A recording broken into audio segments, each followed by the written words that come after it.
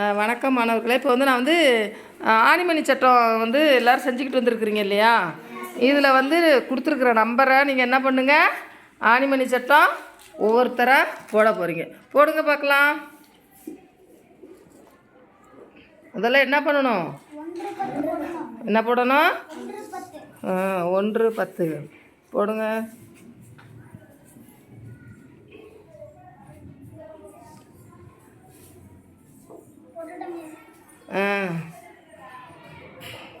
ஒன்று 10 100 1000 10,000 போட்டுக்கிட்டீங்களா? உங்களுக்கு எந்தெந்த நம்பர் கொடுத்துருக்கோன்னா தெளிவாக 1 10 100 போட்டிருக்கீங்களா? ஓகே. இப்போ போட்டுக்கிட்டு என்ன பண்ணுங்க, இப்போ ஆணிமணி சட்டத்தில் பயன்படுத்த போகிறீங்க. போடுங்க பார்க்கலாம்.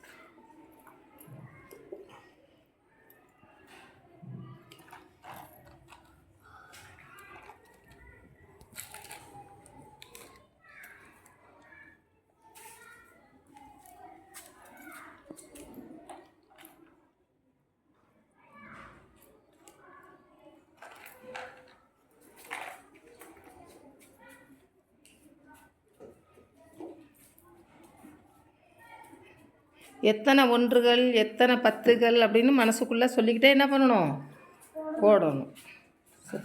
சரியா?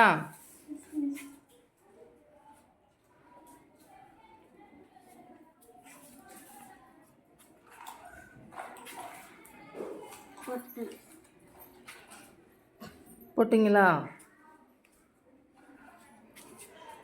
ஓகே. இப்போ சொல்லுங்கள் பார்க்கலாம். 4 ஒன்றுகள், 2 பத்துகள், 1 நூறுகள், 3 ஆயிரங்கள், ஓகே, 2 10,000ங்கள்.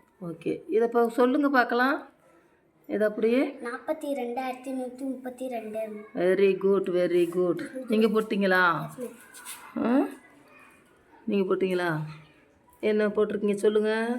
3 ஒன்றுகள், 1 பத்துகள், 4 நூறுகள், 2 ஆயிரங்கள், 3 10,000ங்கள். ஓகே. சொல்லுங்கள் பார்க்கலாம் அப்படியே நம்பர்.